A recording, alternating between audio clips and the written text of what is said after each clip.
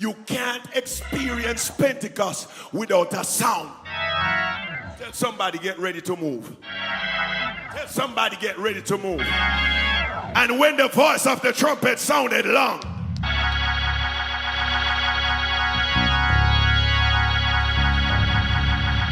and waxed louder, and louder, and louder, and louder.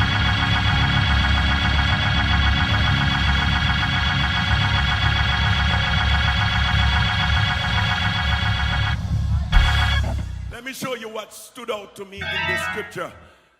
Moses spake and God answered him by a voice.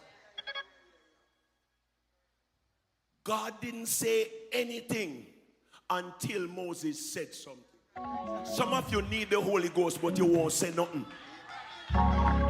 Some of you want to experience the baptism of the Holy Ghost, but God cannot talk if you are not talking.